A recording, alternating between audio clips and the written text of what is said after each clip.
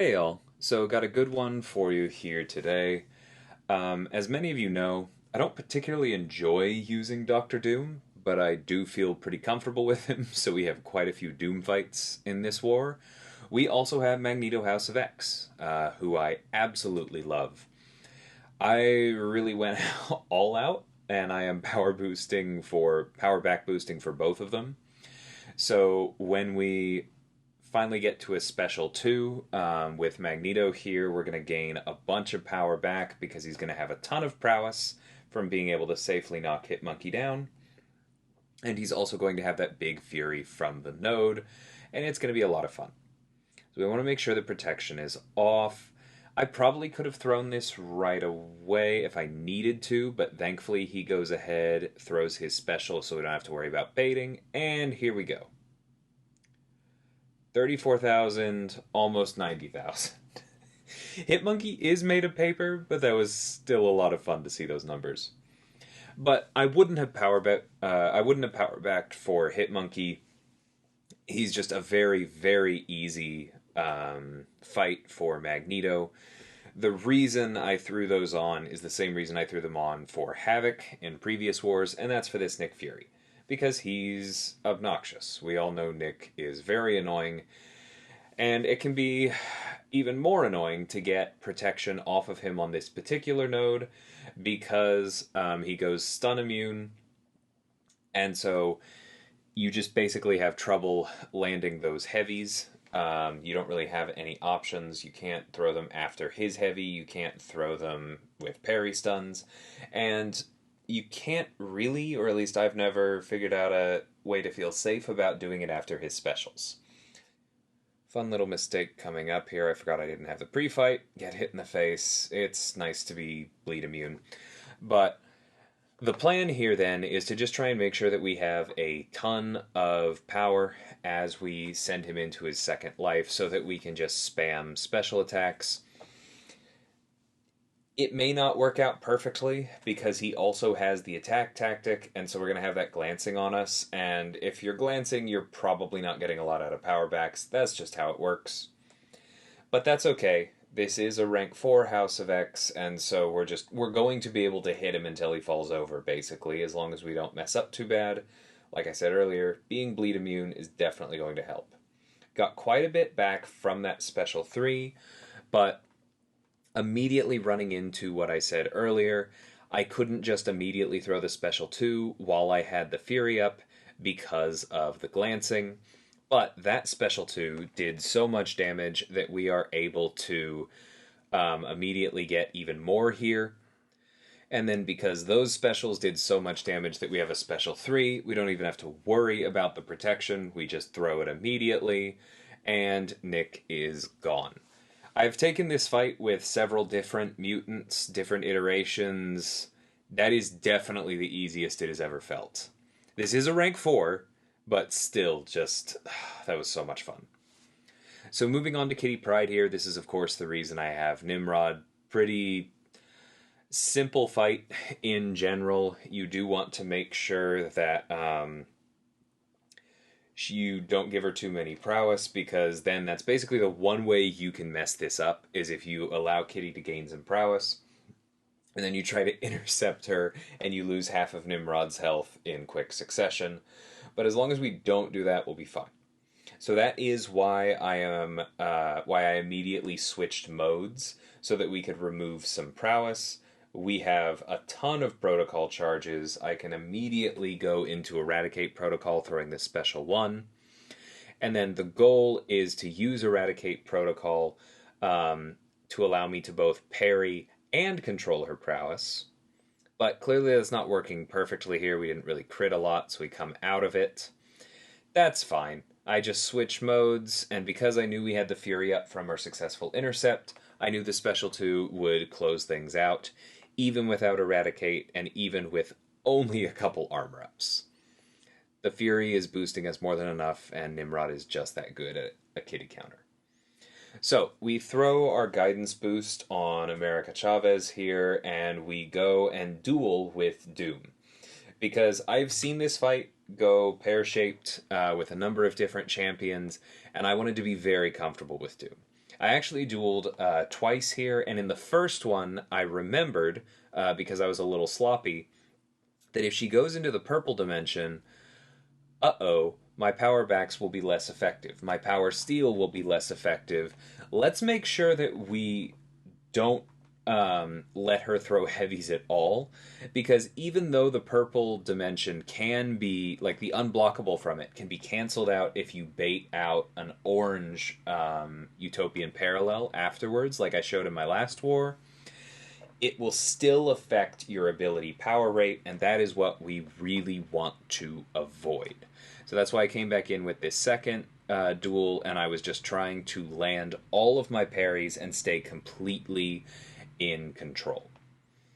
Doom cycles change a little bit when you have power backs, because your power is just in different places. You have to play things a little more on the fly. That's all there is to it. But I was feeling comfortable there. I felt like I had the rhythm. I could get the intercepts. And so I went ahead and headed in. I do have the indestructible boost on. I have full power backs. I have seen other people die here. Even though this is a rank 3, I'm just making sure that because I haven't done this fight before, I get it right. So we head on in and try to execute exactly what we did in the duel. Gonna go ahead and knock her down. Or no, we go for the intercept right away. That does make more sense. Good job, past DLL. I don't know why I got hit there. I don't know. I'm just not gonna question it. Things happen.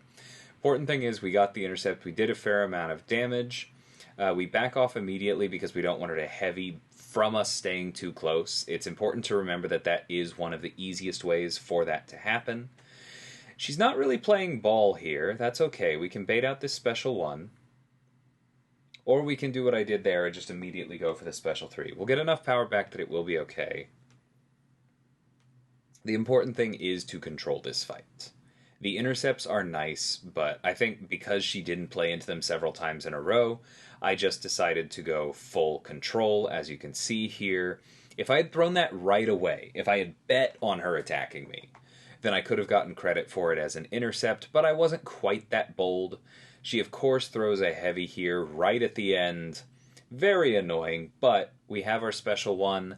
Therefore, we can keep her off her special 2. We don't have to worry about it being unblockable, and we close things out with the Fury, even without getting a second intercept.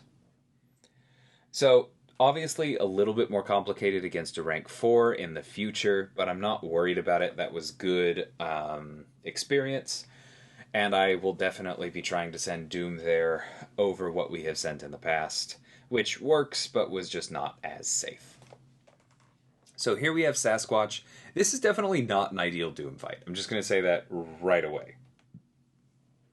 You don't have any way to control Wrath. You don't have particularly good ways of doing damage outside of Doom just having high base attack. And so that means that you really need to get the intercepts and lean on them, which can lead to some of what you just saw there of getting smacked in the face. And so that means there's some risk here. I am fully expecting to go into Wrath, but my plan is basically to try and set this up so that after Wrath is when I'll be able to do my Doom cycle, and therefore that I will be able to throw a Fury boosted special 2 while he has basically no charges and therefore minimal protection. So we really want that intercept right here. Back off, get it, immediately throw the special 2. He is already back up to 2 of those charges, so if I remember correctly, that's a 10% protection. How quickly those come back is one of the big reasons why Sasquatch is just very annoying to kill, because he takes so little damage. But we're going to go back through this, get our power steal up, and throw this special 2 with the passive Fury, with the active Fury, and before he gets too many charges. We were able to kind of mess with the AI there, and the Incinerates even stuck for a second. That was very nice. But at this point, I know that if I really go for it and I try and throw another special 3, I'm all but guaranteeing that he goes into Wrath as soon as I come out of the special 3 animation. He'll go stun immune, and I'll just get wrecked. So I was expecting to go through another Wrath here. I was trying to back him up to create distance so that we had room to play with here. We got backed up to our wall. As expected, we're going to bait out this special 2. We're going to go for an intercept right there. And now we're going to throw our special 3 to get the active Fury to go with the passive one. And we're going to try and close this out. Because we know that's what we need against this guy. We need to land the big numbers while we have high modified attack so that we can just blitz past his regen. Notice that I'm not doing the normal Doom cycle.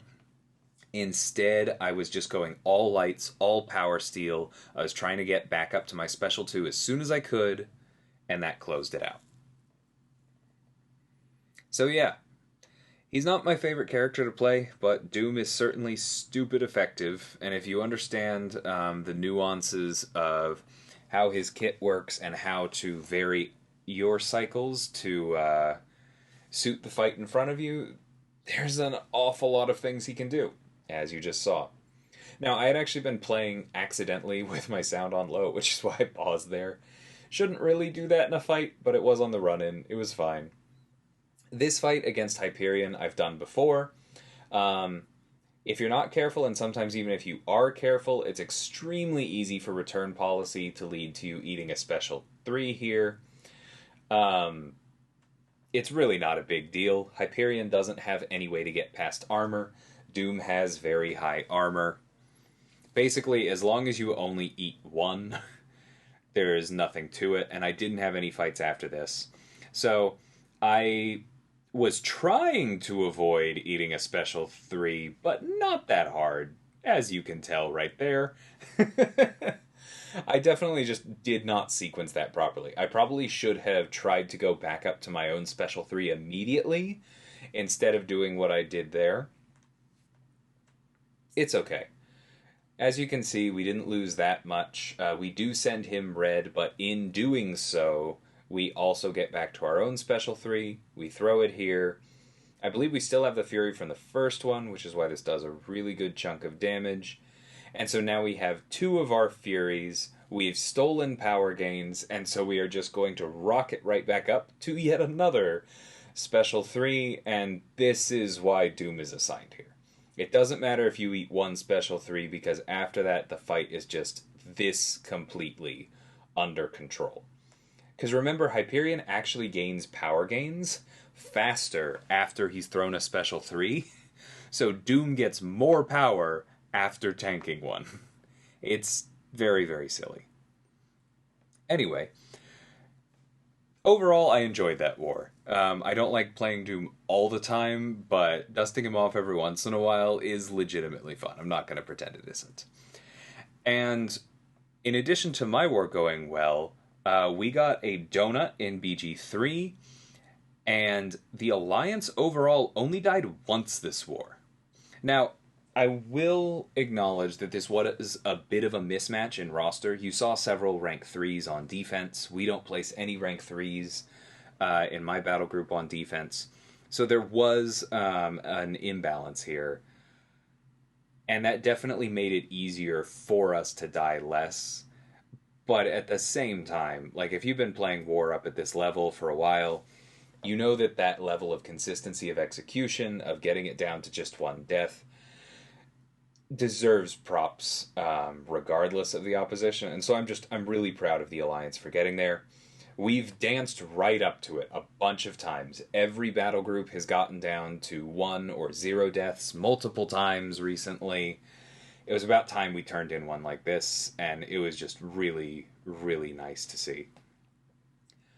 So yeah, proud with that. Hope that, even though I don't expect a repeat performance in the following war, I hope that we can try and keep performance on that rough level of consistency and close out the season well, because it is really starting to feel like things are firing on all cylinders, so to speak. Anyway, this video has definitely gone on long enough, but I hope you enjoyed it, and until next time, thank you so much for watching, and take care.